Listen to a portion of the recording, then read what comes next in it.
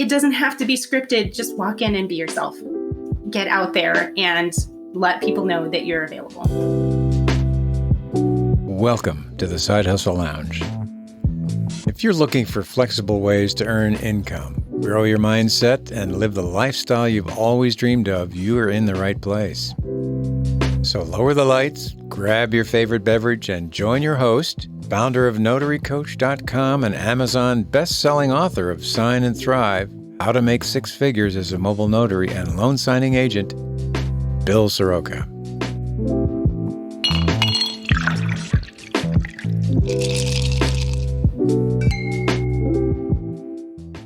Hello, everyone, and cheers to my guest today, Dorie McCleskey. Dorie is the president of Front Range Notary and founder of Blue Ink University. Dorie, thank you so much for being here with us. It's my pleasure. Thanks for having me.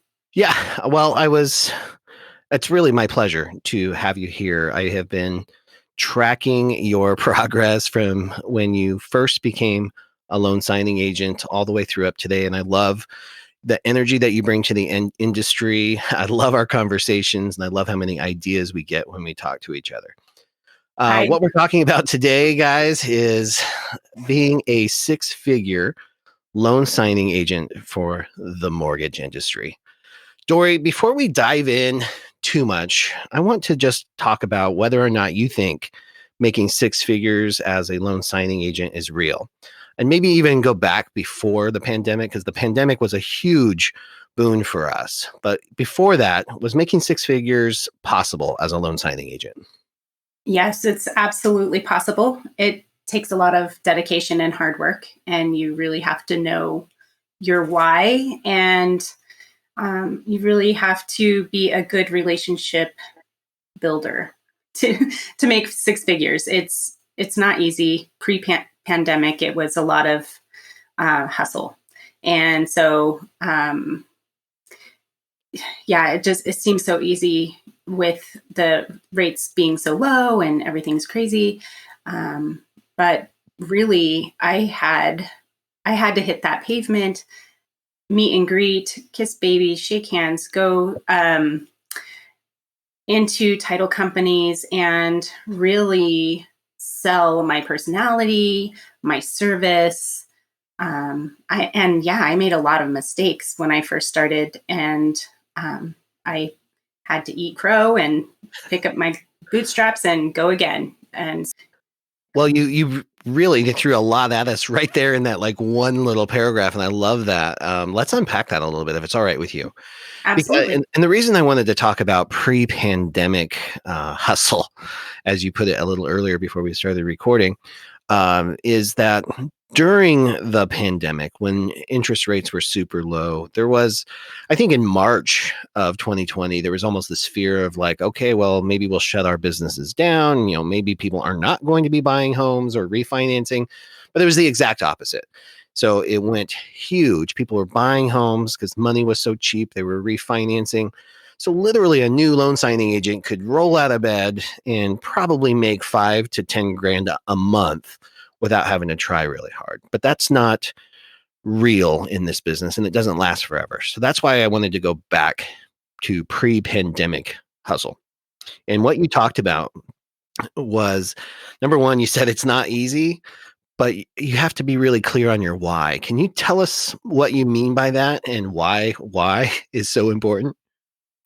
Absolutely. So your why has to be big, because there can be so much discouragement, especially if you're a perfectionist. I struggled with that a lot at the beginning. I would beat myself up if I made one little mistake or missed a stamp or whatever it was. Oh my gosh, I would eat myself alive just with the head chatter. And so I really had to understand why I was doing all of this and why I wanted to be in this business.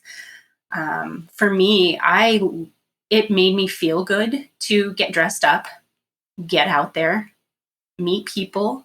And the people, they're happy to see you. They're closing their loan. They're getting a better rate.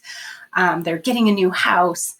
So all of these things create this excitement, and you get this high when you're first starting and going in to do loan signings, because it just feels really great.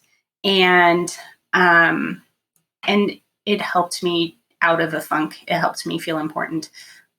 But even before that, it took a lot of courage for me to market myself and to get out there. My first loan signing probably took 2 hours, and I had no idea what I was doing. I probably overstamped the pages.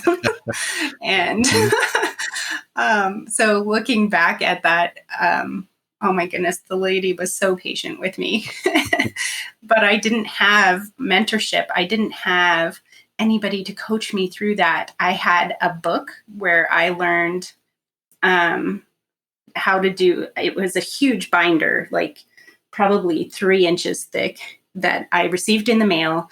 And I was told to get that binder by an escrow officer friend of mine who actually encouraged me to get into the industry. She thought I would be good at it. And apparently I am. But I had no idea. I had no idea what I was sitting on. And so I got the binder, and it took an entire year before I even opened it, because I was struggling with so much personally. I didn't have the capacity to even look at it. And it was a lot of struggle with my son and my self-worth, mostly my self-worth. And so a year later, I made a decision to, this is, the toughest decision a parent can make, but my son was having a lot of behavioral issues. So I made the decision to put him in a behavioral therapy school. And a few days later, I cracked that book open and I just went for it. And then the struggle of getting assignments was really real. I had no idea how to do it. I was told, get on these platforms. Okay. So I got on the platforms. The phone didn't ring for 3 months. Wow. So if you're new, just starting out, 3 months, that's a long time to wait. Yeah, it is. And the entire time I didn't have a mentor. So I was looking for that. I looked online. Nobody in Colorado that I could find was willing to do that. And I didn't know that you could perhaps get more training and support through signing services. I didn't know that maybe they provided that. Had no idea. So these are things my friend didn't know to tell me. And so I really fumbled and struggled and just tried to figure out how to make all of that work. My first assignment came from, am I allowed to say 123 Notary? Yeah, of course. Okay. It came from 123 Notary. And I was at a doctor's appointment, and the appointment was an hour away. I was a half an hour from my house. And so it was going to take me. And so I let them know, hey, I might be a little bit longer, but it must have been some last minute, oh my gosh, we have to find a notary because the other one canceled or something like that. Yeah. I rushed home, printed the paperwork, and was on my way to Brighton to sign this lady's loan with her. And she was very kind. We had to pause the signing so she could pick her child up from her school. Oh, wow. And so I waited outside for her to come back, and then we continued. And this is why it took 2 hours. So. Well, okay. So you had some outside influences on the time there. So it still sounds good. Now, I want to go back to something else that you just said too. You mentioned struggling with self-worth. And Yes. I know that you're not unique in that. We've all, I think on some level, many of us struggle with that too. How has your business helped with that? Or has it? It has. So I could talk for days on this. Oh my goodness. Let's see. So having little successes come and growing that into bigger successes has helped my self-worth tremendously. But it started with,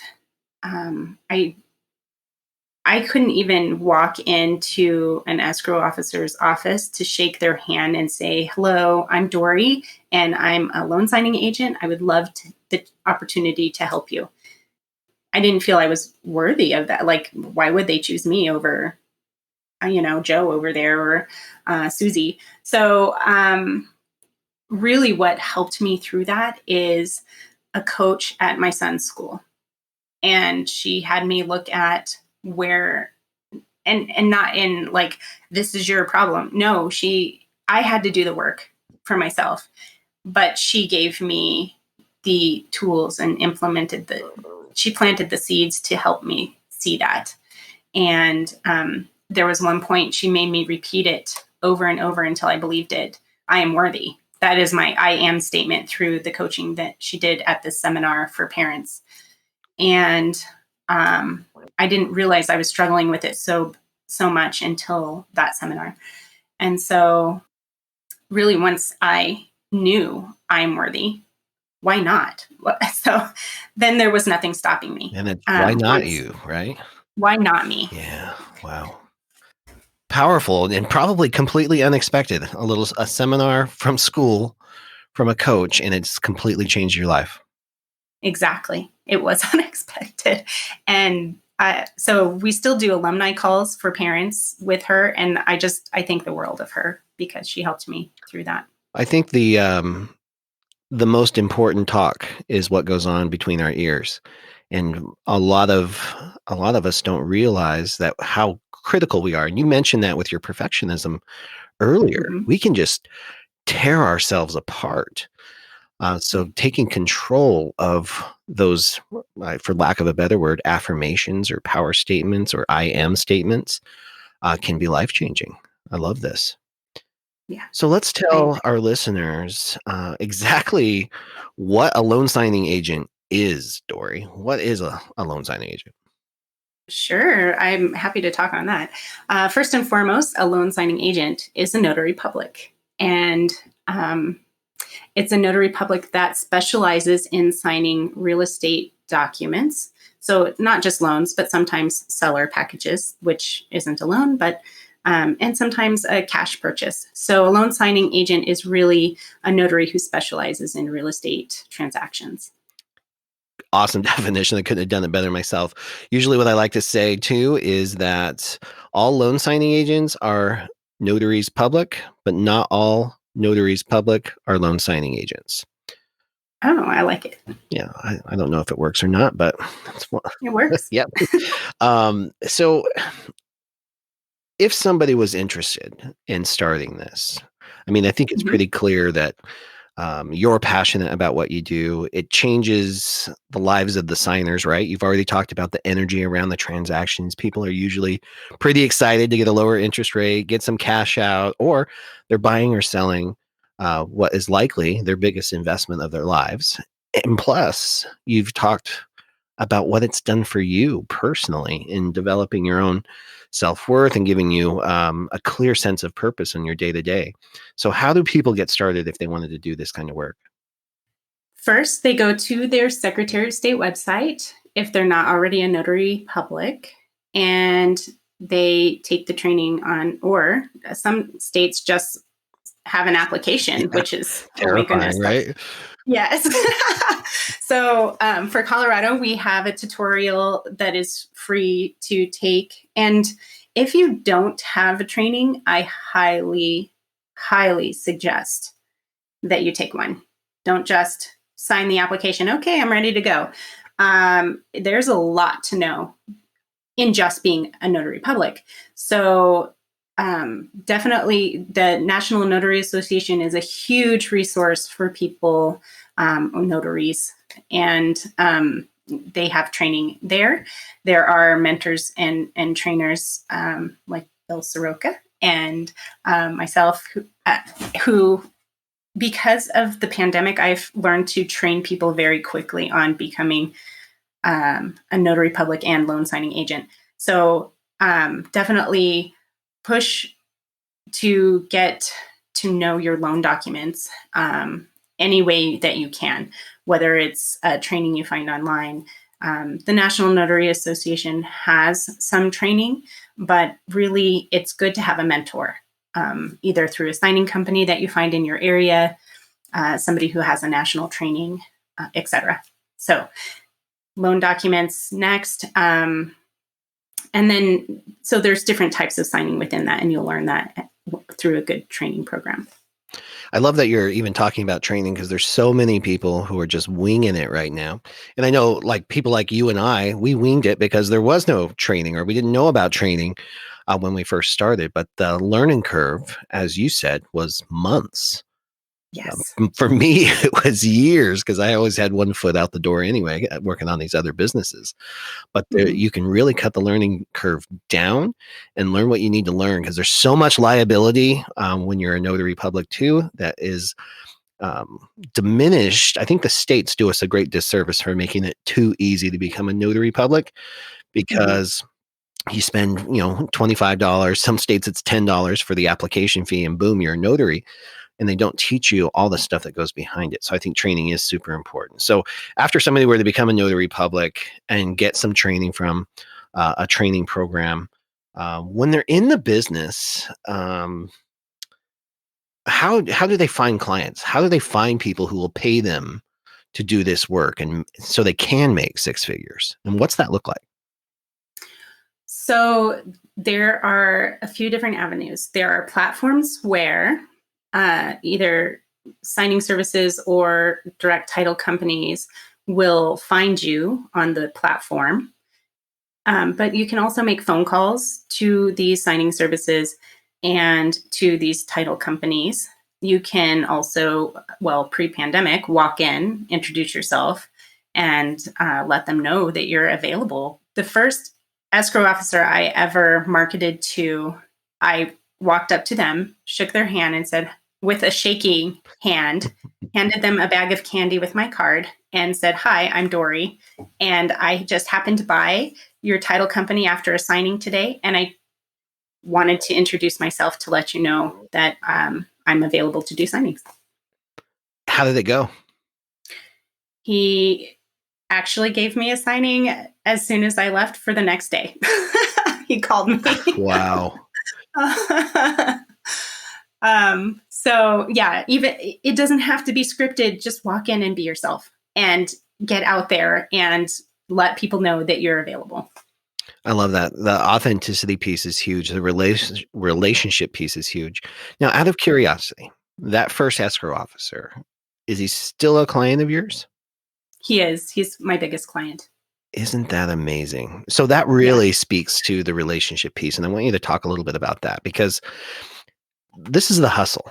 And when people hear it's a relationship business over and over again, they lose track of what that actually means. So can you tell, what's the hustle look like? What's cultivating relationships as a loan signing agent look like? Sure.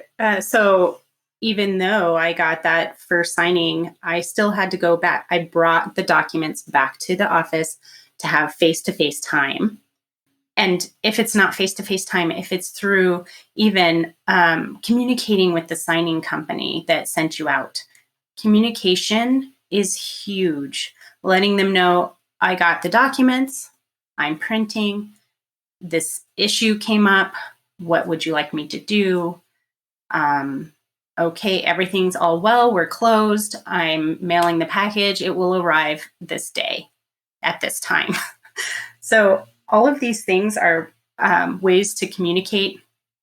Sometimes over communication might be too much, but just if you notice that they like that, then continue to over communicate. If you notice they're like, okay, you'll know, just to let them know about the important things, right?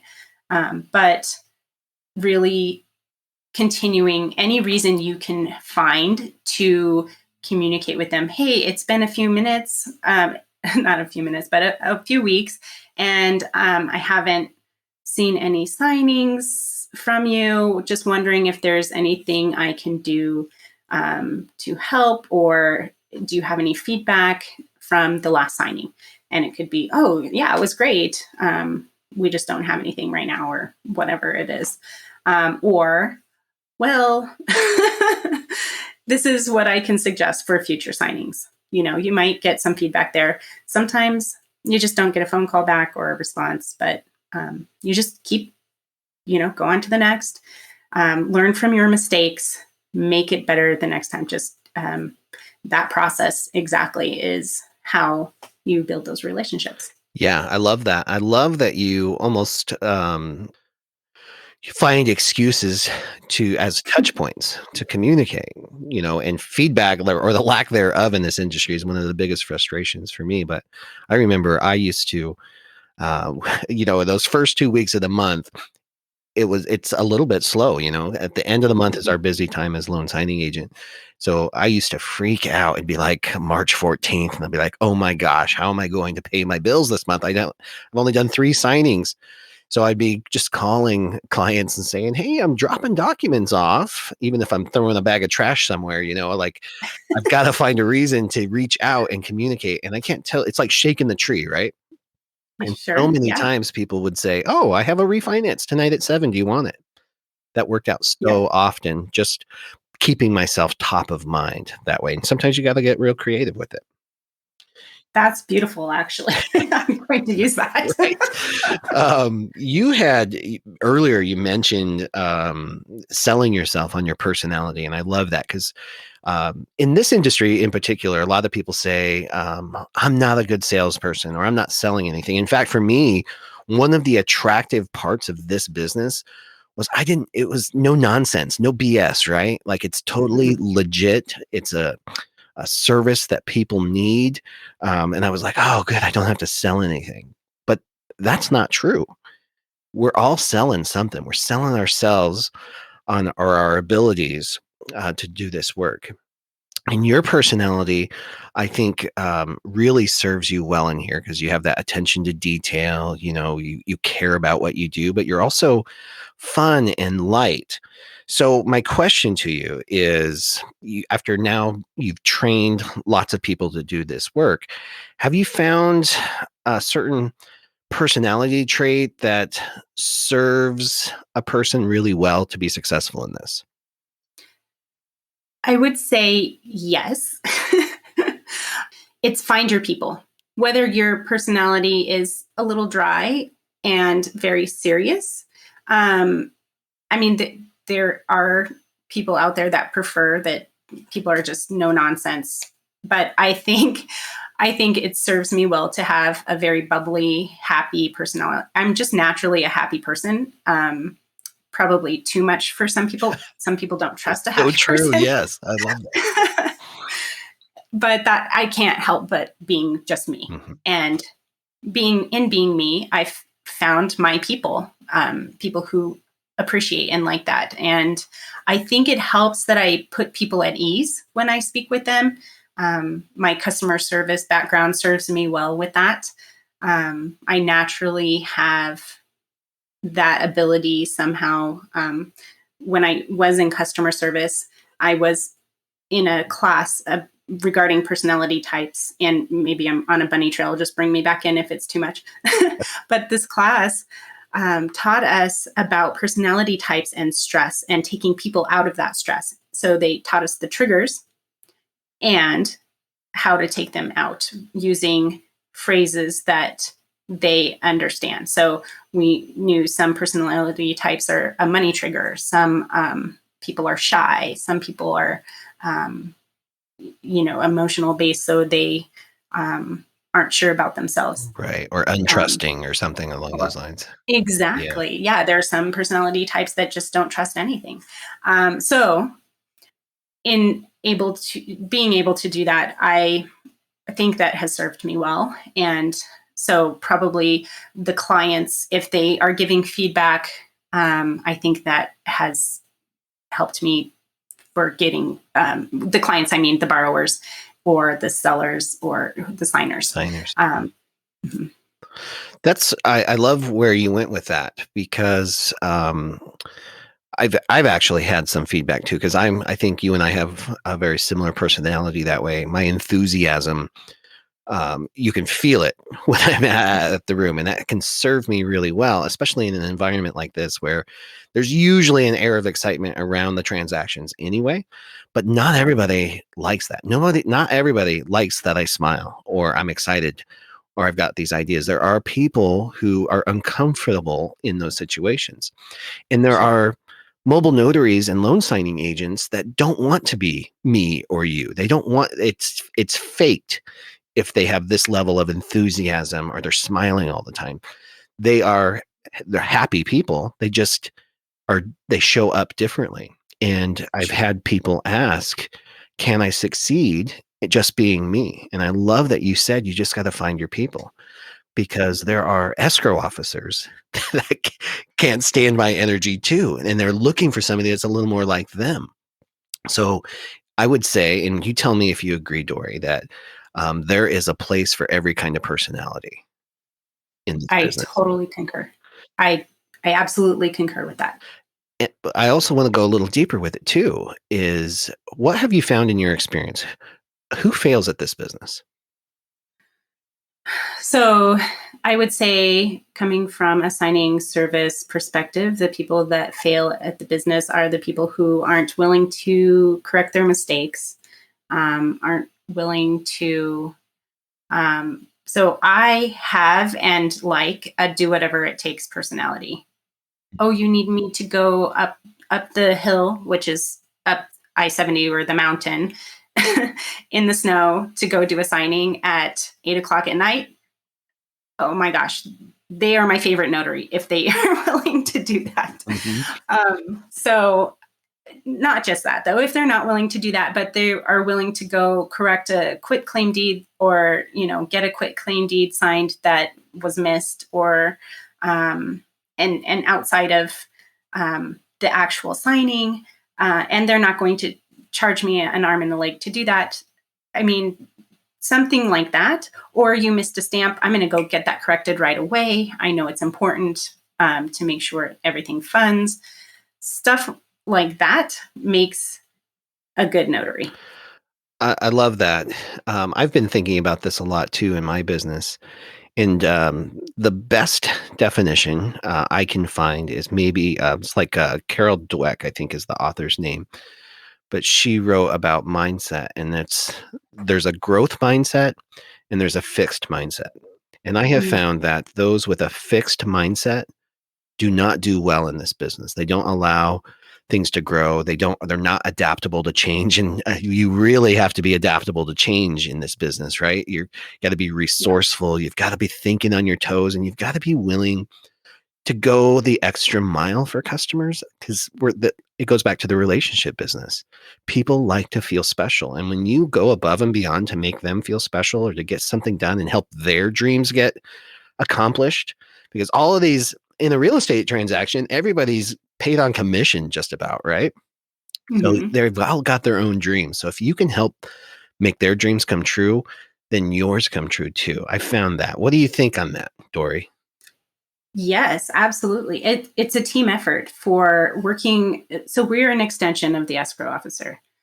We want to make them look good. We want to help them anyway, having a helper's mentality even, and mindset. Yes, to be adaptable is absolutely crucial. This industry just changes on a dime, it seems sometimes.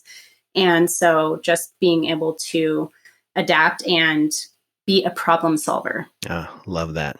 Solving problems. Before we wrap up today, maybe there's people listening right now thinking, maybe I've got the personality for this. Maybe I do want to give this a shot. Maybe I have the personality to dive in and do this thing right. What about the forecast of the industry? Because I know people are always thinking, well, is this business going to be around for a little bit? What do you think for loan signing agents? Well, the business will be around. It's been around forever. It will be around, in my opinion, for a very long time, but it does change. So there's some anticipation right now as to what is happening in the industry. So what could and possibly will come up are a lot of purchases and sales of property, if there's foreclosures. It changes all the time. So if there are foreclosures, we will be out of our mind busy because there's going to be new sales and purchases. And being as there's no inventory right now, as we talked about earlier, the new builds, of course, are going to be huge. So if you happen to walk into, I have walked into a new build area and introduced myself and, looked at the homes and just said, they ask you, what do you do? Oh, I'm a loan signing agent. Oh, I need to introduce you to these people. So Love that.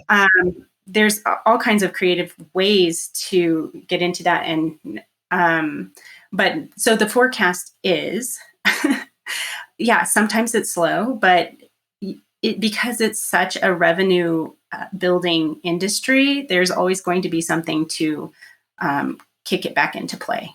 Yeah, it's like people are always going to be buying and selling homes, right? No matter what. Even in a down market, there's people and you mentioned this before we started recording, there are people who are literally hoarding their cash right now.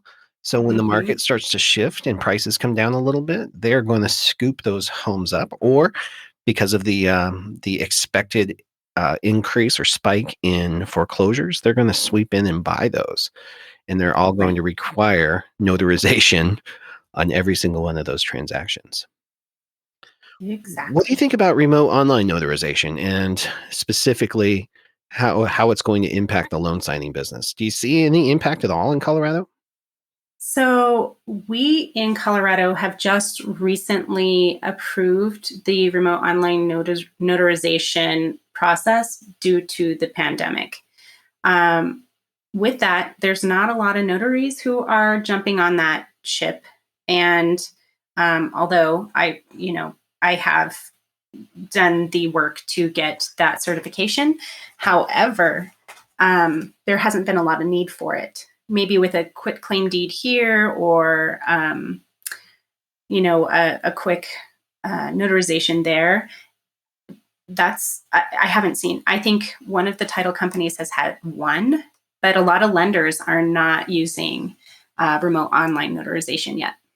That's kind of what I've been hearing across the board in the U.S., which, even if it did take off, right, remote online notarization still requires a notary at the other end of that computer. But I think because there's so many counties that aren't ready technology, some of them are adamantly opposed to remote online notarization. I think there's still a lot of challenges that leads me to believe that there is always going to be a place for us doing the manual work out here in the field. Dorie, to let everybody, as we let everybody go today, what is one thing that you wish you knew about this business when you first got started? One thing I wish I knew or had. I wish I knew there was other training available, and I wish I had a mentor. I wish I knew of mentors out there.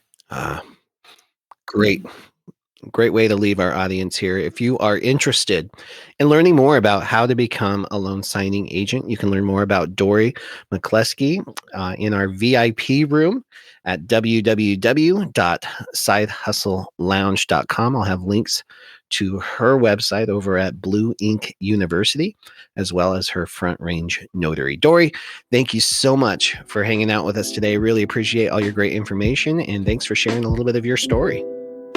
It was my pleasure. Thank you so much, Bill. You bet.